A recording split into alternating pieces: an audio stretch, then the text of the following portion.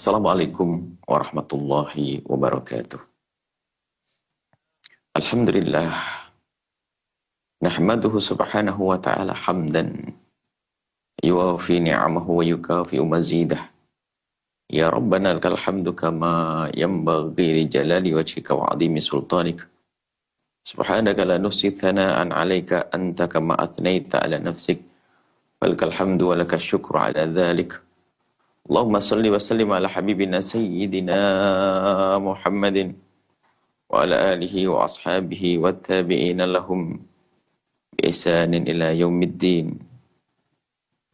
Allahumma ya Rabbana alimna at-ta'wila wa faqqihna fid din. Alimna at-ta'wila wa faqqihna fid din. Alimna at-ta'wila wa faqqihna fid din. A'inna ya Rabbana ala fahmi kitabik wa ala al-amali bihi waj'alna ya Rabbana wa ahlana min ahlihi. Warzuqna ya Rabbana at-taubata qabla al-maut, asy-syahadata 'inda al-maut wal jannata ba'da al-maut. Amma ba'd. Yang sangat kami cintai, kami muliakan, pecinta Al-Quran, cinta baginda Nabi, perindu ridha Allah subhanahu wa ta'ala. Alhamdulillah, kita bisa bergabung kembali untuk bersama-sama mentadabburi firman Allah subhanahu wa ta'ala. Yang saat ini kita sampai kepada ayat yang ke-33 dari surat An-Nur. Dan kemarin kita berhenti di pertengahan ayat. Di pertengahan ayat kita sampai kepada pertengahan ayat yang ke-33. Kita baca a'udzubillahi minasyaitonir rajim. Bismillahirrahmanirrahim.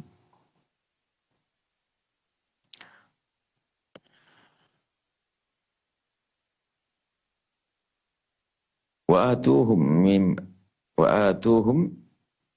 mimma lillahi alladhi ataakum wa la tukrihu fatayatikum 'alal bigha'i in aradna takhassuna litabtaghu 'aradal hayatid dunya wa may yukrihhunna fa innallaha min ba'di ikrahihinna ghafurur rahim. Sebelumnya dijelaskan tentang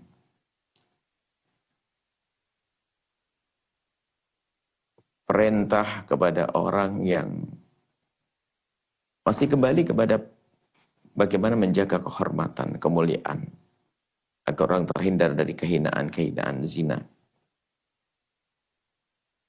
Ada perintah dari Allah bagi siapapun yang menaungi umat Nabi Muhammad di bawahnya. Dia menaungi umat Nabi Muhammad, maka dia diperintahkan untuk memikirkan solusi tentang pernikahan.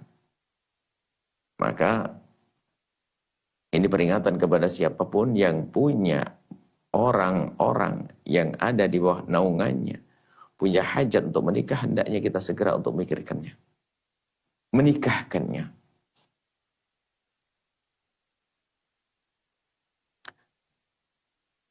Kemudian, kalau orang lain saja hendaknya kita pikirkan, maka kita sendiri tentu lebih perlu untuk kita pikirkan.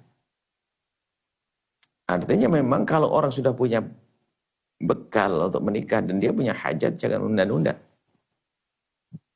Karena kalau pintu haram, pintu halal itu tidak segera dibuka, itu biasanya yang kebuka adalah pintu haram. Setiap dari kita hendaknya menyadari tentang hajat kita. Pintu halal mudah dan mudah. Jadi kalau sudah menemukan diri yang punya hajat dan dia punya kemampuan di sana, maka hendaknya segera melangkah. Adapun mampu di sini juga perlu disesuaikan agar kita mudah untuk mampu, maka permudahlah urusan pernikahan. Maka yang menjadi tidak mampu kadang kita sendiri mempersulit urusan pernikahan dengan memberatkan biaya dengan biaya yang berat demi sebuah pernikahan. Maka itu menjadikan pernikahan menjadi tertunda. Bahkan ada di negeri kota, khususnya di negeri misalnya di negeri Arab bagian mana begitu. Itu sampai suatu ketika kita ketemu pas waktu kita menyampaikan satu semacam kuliah lah. Ada beberapa mahasiswa yang dia dari luar negeri. Dia berkata bahwasanya kami semua sudah pengen menikah, akan tapi kami belum punya kemampuan. Jadi tempat kami itu kalau menikah itu kita mempunyai uang minimal. Dia menyebutkan angka. Minimal angka nyebut mata uang mereka. Lalu kalau di Indonesia kan berapa? Tidak kurang dari 500. Jadi mau menikah itu 500 juta. Dan itu hanya habis untuk hambur-hamburan, pesta dan sebagainya. Bukan untuk modal, kerja tidak. Jadi sampai begitu beratnya jadinya namanya sebuah pernikahan. Sehingga banyak orang membujang-bujang dan buahnya apa? Sementara syahwat terus bergolak, maka ujungnya adalah kehinaan zina yang ini dibahas di surat An-Nur ini. Secara khusus. Akhirnya terjumus dalam kehinaan karena apa?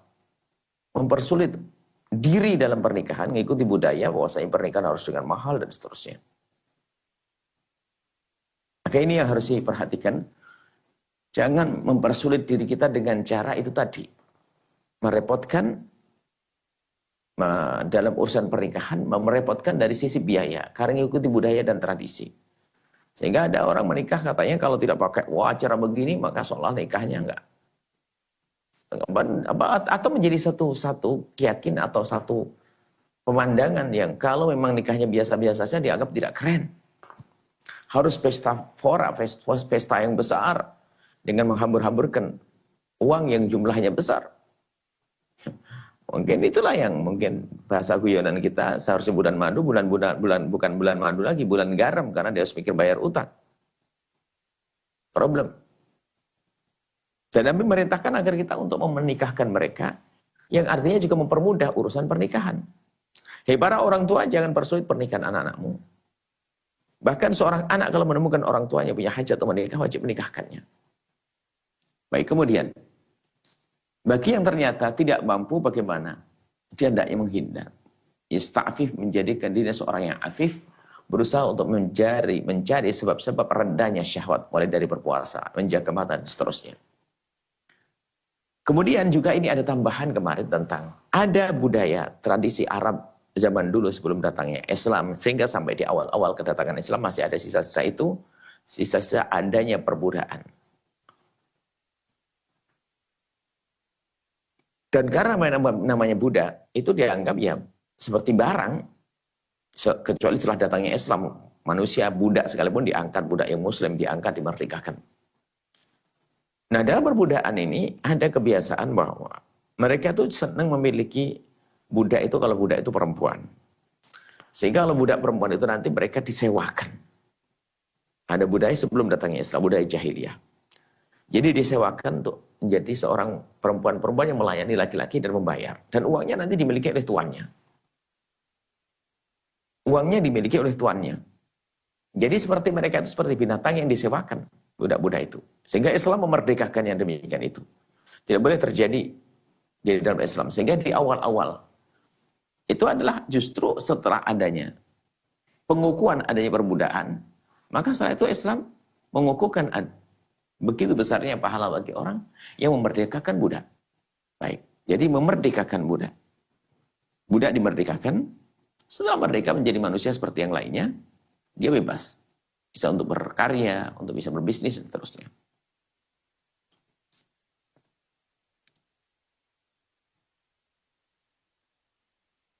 Nah, kemudian,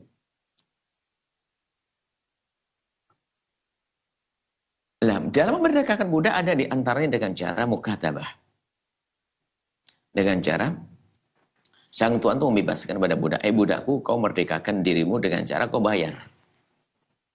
Kau membayar kepadaku. Misalnya harga kalau dijual harganya 100.000, 100 juta lah. Sekarang dibebaskan, kau boleh membebaskan dirimu cari uang 100 juta.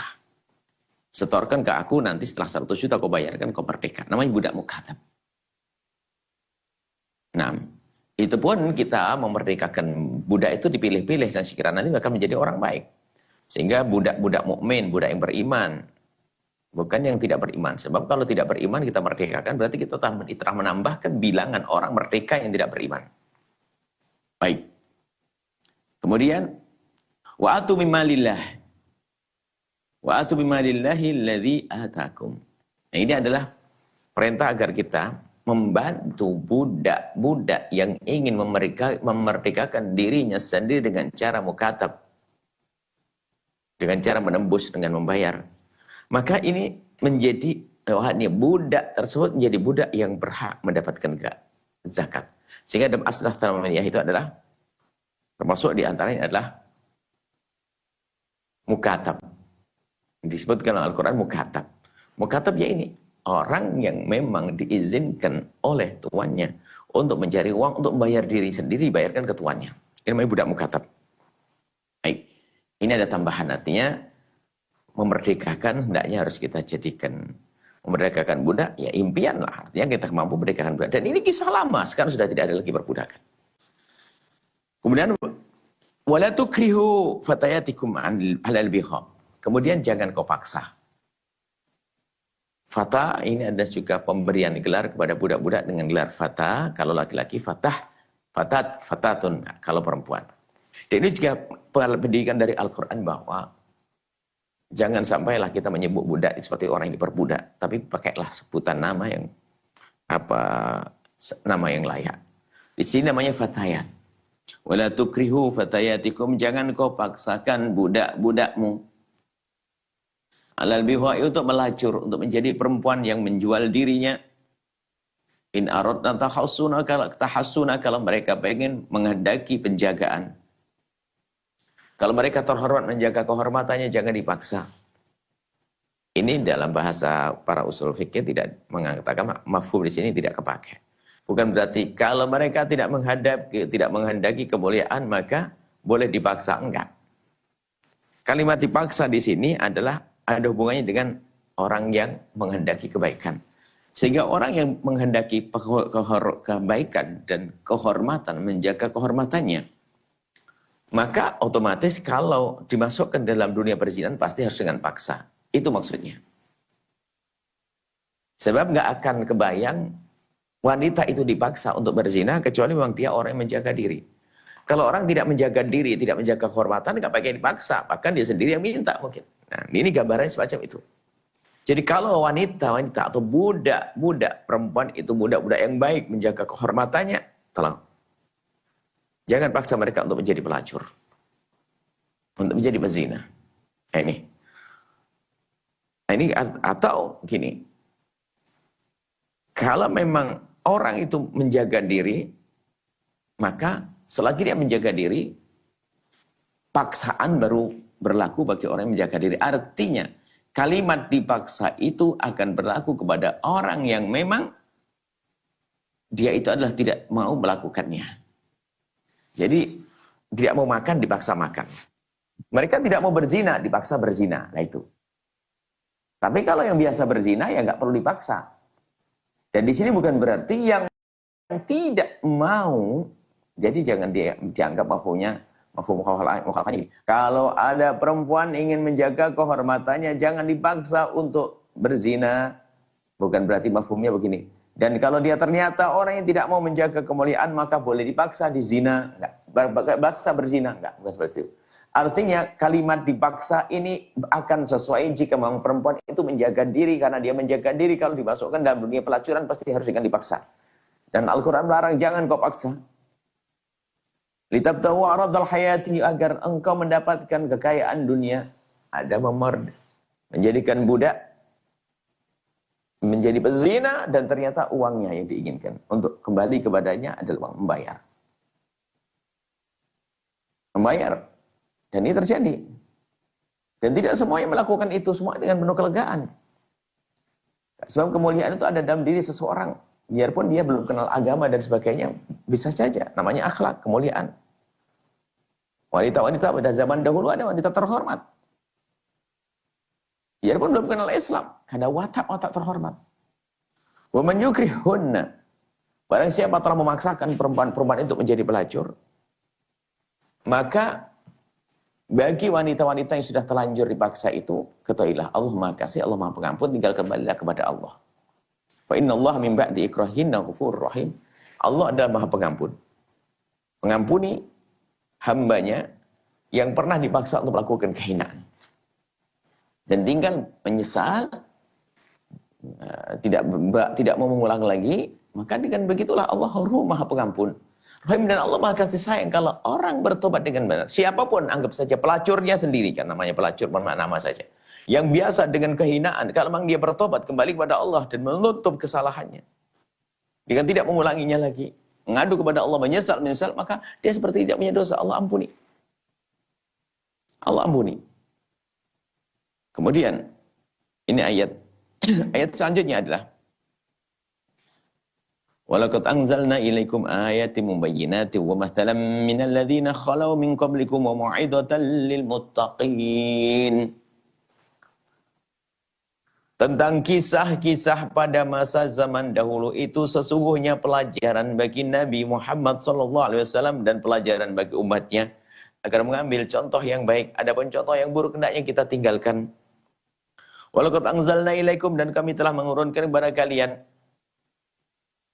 Allah telah menurunkan kepada umat ini ayatim mubayyinatin, firman-firman Allah yang sangat gamblang dan memberikan penerangan, penjelasan.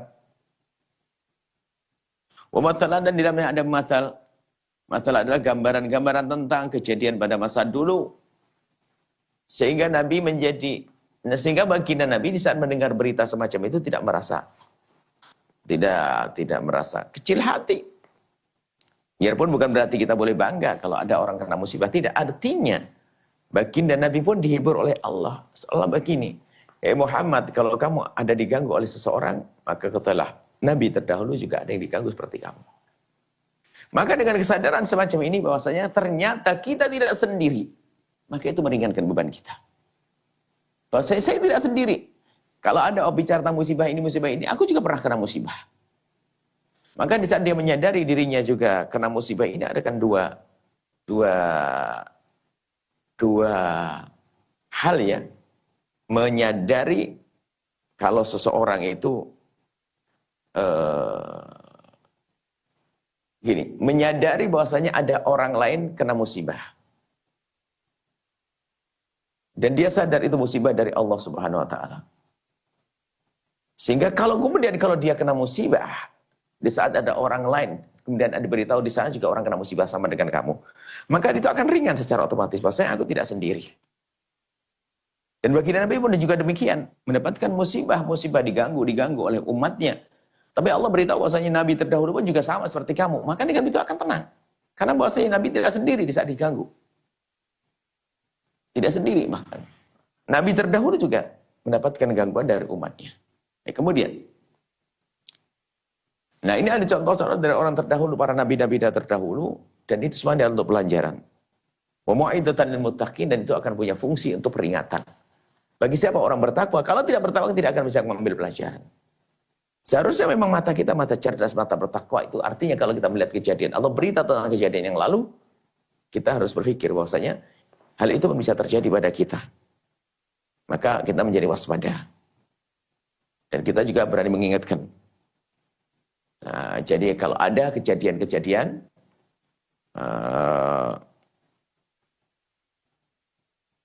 artinya kalau ada musibah, seperti saat ini, ada musibah di mana? Di Sumatera. Bagaimana cara pandang kita melihat musibah itu? Pertama adalah kita mendoakan, tidak boleh kita merasa bergembira atas musibah yang Allah timpakan kepada mereka. Kita harus sedih. Kemudian di saat kita pun mendapatkan musibah di rumah kita, itu mudah kita meringankan beban. Kenapa? Di sana ada orang mendapatkan musibah lebih besar lagi. Tapi ingat, orang mendapatkan musibah diangkat derajat. Tapi kita untuk menghibur diri. Agar mental kita juga tidak down, tidak rusak dan sebagainya. Maka kita sadar bahasanya, jika aku terkena satu musibah, di sana ada orang yang lebih gede lagi kena musibah. Lebih besar dari aku. Maka akan reda. Dan bersama redanya hatinya akan aman dia. Sehingga akan menjadi orang kebal. Nah, kalau sudah kebal itu adalah gangguan kayak apapun tidak akan mengganggunya. Baik. Wa mau'izatan lil muttaqin, dan kejadian yang terjadi pada orang terdahulu itu adalah pelajaran bagi orang bertakwa. Termasuk di saat ini, di hari ini. Jika ada orang ditimpakan kepada mereka satu bencana, satu musibah, maka hendaknya kita mengambil pelajaran di balik itu semuanya. Sehingga kita langsung, karena dengan kesadaran pada diri kita tentang yang demikian itu, maka kita akan pertama bersyukur kepada Allah kalau kita tidak tertimpa musibah, dan dia bukan mensyukuri kejadian yang ada di sana, kemudian setelah itu kita akan menjadi tabah. Sehingga mohon maaf, ada dianjurkan sujud syukur itu di saat kita itu mendapatkan suatu kenikmatan sifatnya karunia langsung, atau ada musibah menimpa orang lain, kok tidak menimpa kita, kita dianjurkan sujud syukur. Tapi jangan salah ini, jangan mensyukuri musibah menimpa kepada kita, mensyukuri bahwasanya kita tidak tertimpa musibah. Nah, bersyukurnya kita bahwasanya kita tidak tertimpa musibah ini bukan mensyukuri mereka kena musibah. Kemudian tanda syukur bahwasanya kita tidak tertimpa musibah, ya kita dengan membantu mereka, bangkit membantu mereka. Inilah pendidikan dari Allah Subhanahu wa taala. Walaqad anzalnaikum ayatin mubayyinatin wa mathalan minal ladzina khala min qablikum wa'idatal muttaqin. Jadi banyak kisah-kisah umat terdahulu, tidak lain itu adalah pelajaran bagi orang-orang bertakwa yang datang di akhir zaman. Sehingga langkah mereka menjadi langkah yang benar, punya petunjuk, punya bimbingan. Dalam keadaan mendapatkan musibah pun begitu mudah untuk menghibur diri, begitu mudahnya dia untuk menjauhkan dirinya dari penyesalan, kesedihan yang berlarut-larut. Sehingga yang ada adalah mudah mengadu kepada Allah Subhanahu wa taala dan bersyukur atas karunia Allah Subhanahu wa taala, nikmat-nikmat yang Allah berikan banyak sekali. Dan begitulah Allah Subhanahu wa taala di saat ingin mengangkat hambanya adalah dengan diberi musibah, ditimpan kepada musibah yang tidak lain musibah itu adalah yaitu tadi pengangkatan derajat, penghapus dosa, dan juga menjadi sebab kita ditabungkan pahala besar dari Allah Subhanahu wa taala. Maka hari ini, sesedih apapun dirimu, masih ada orang lebih sedih dari kita. Jika ada orang terpuruk dengan kemiskinan, ada yang lebih miskin dari kita. Ada orang tertimpa penyakit, ada orang mendapatkan penyakit lebih parah dari kita. Masya Allah. Sehingga dengan menyadari hal yang demikian itu, yang ada adalah syukur, hatinya lembut, dan mudah mengadu kepada Allah Subhanahu wa ta'ala. Ini saja insya Allah. Semoga Allah memberikan kepada kita pemahaman yang benar, ilmu yang manfaat. Wallahu a'lam bishawab.